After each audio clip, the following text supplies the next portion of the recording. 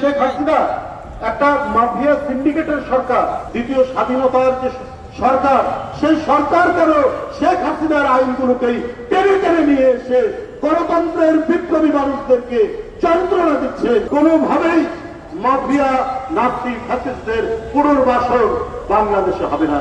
কিছুক্ষণ আগে আমরা জানতে পেরেছি তার জামিন হয়েছে, কিন্তু প্রশ্ন একটাই যে মাহমুদুর রহমান সাহেব আমার দেশের সম্পাদক, তাকে কেন জেলে নিয়ে যাওয়া হয়?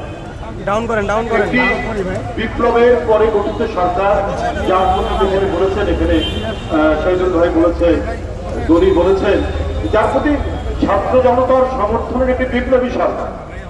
বিপ্লবী সরকারের সমস্ত কাজ হচ্ছে বৈপ্লবিক হবে, সমস্ত কর্মকাণ্ড হবে বৈপ্লবিক। কিন্তু বিপ্লবী সরকারের দায়িত্ব তো প্রচলিত কোন আইনকে সেটার উপর ভিত্তি করে কাজ করা নয়।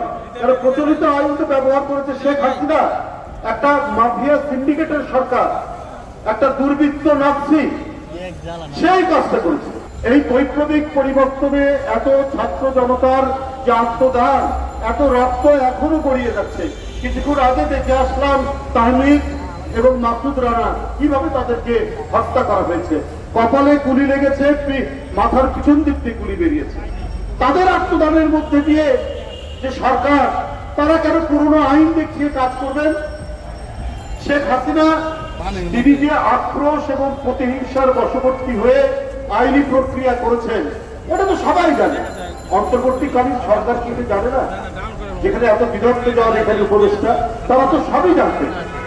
আমাদের দেশটা তারেক রহমান তার আন্দোলনের ফসল, তার বিরুদ্ধে চার্জশিট দিল, সেখানে তারেক রহমানের নাম নাই। তার আগে চার্জশিট দিল, সেখানে নাম নাই। কাহার আখন্দের মতো একজন অত্যন্ত স্লোগান দেওয়া ধড়িবাজ আয়োগে নিয়ে আসা হলো, যে তখন নৌকা মার্কা দিয়ে পোস্টার সাজছে তার এলাকা।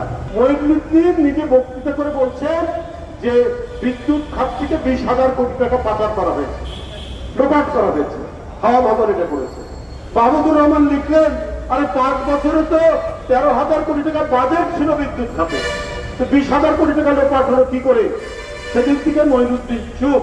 কিন্তু শেখ হাসিনা তো তার তো আক্রোশ তো পাবেনি। এই যে সত্য কথা লেখা, সত্য উচ্চারণ করা, এইটার কারণে মাহমুদুর রহমান বারবার নিগৃহীত হয়েছে। কি আইনি প্রক্রিয়া আছে? এই আইন তো মানব রচিত আইন। এই আইন তো হচ্ছে স্বার্থ রক্ষা করা হয় মাফিয়াদের, স্বৈরাচারের, খুনিদের, গুম করে যারা তাদের। এই আইন তো একটা এক্সিকিউটিভ বডির একটা খোঁচায় এই আইন পরিবর্তন হতে পারে। তাহলে আপনারা কি কোথাও ভয় পাচ্ছেন, নাকি আপনাদেরকে কেউ নির্দেশ দিচ্ছে কোন জায়গা থেকে যে আপনারা এর বাইরে যাবেন না, এইভাবে আপনারা কাজ করবেন, আপনারা দেশটা তারেক রহমান যেন জিততে না পারে সেই ব্যবস্থার জন্য আপনারা এই কাজগুলো করুন? এগুলো পরিবর্তন করা যাবে না। দ্বিতীয় স্বাধীনতার যে সরকার, সেই সরকার কেন শেখ হাসিনার আইনগুলোকেই টেনে টেনে নিয়ে এসে গণতন্ত্রের বিপ্লবী মানুষদেরকে যন্ত্রণা দিচ্ছে? এইটা আজকে গোটা জাতির আজকে প্রশংসা। আমরা এমন একটি সরকার দেখতে চাই যে সরকার সত্যিকার অর্থে জনগণের সরকার, এবং এই জনগণের সরকার, জনগণের সেন্টিমেন্ট বুঝেই তো আপনাদেরকে কাজ করতে হবে। আমরা কি শেখ হাসিনার সরকারের মতো ডিসি মোনাজাত করছে, চট্টগ্রামের ডিসি মোনাজাত করছে, তাদেরকে নিয়ে আওয়ামী লীগের যে সমস্ত ইউনিয়ন পরিষদের চেয়ারম্যান প্রার্থী তারা জমা দিয়েছেন তাদের নমিনেশন, তাদেরকে নিয়ে আপনার পুলিশ দাঁড়িয়ে থাকে, পুলিশের সামনে মার্ডার হয় কি করে? তাহলে অন্তর্বর্তীকালীন সরকারকে আমরা, এটা তো তাদের উপরই তো এই দায়িত্ববর্তা। কোনোভাবেই মাফিয়া নাৎসি ফ্যাসিস্টদের পুনর্বাসন বাংলাদেশে হবে না। একটি নতুন বাংলাদেশ, একটি বৈপ্লবিক বাংলাদেশ, একটি গণতান্ত্রিক বাংলাদেশ, একটি আইনের শাসনের বাংলাদেশ, একটি বিচার বিভাগের স্বাধীনতার বাংলাদেশ, সেই সুন্দর সক্ষময় বাংলাদেশ প্রতিষ্ঠা হবে।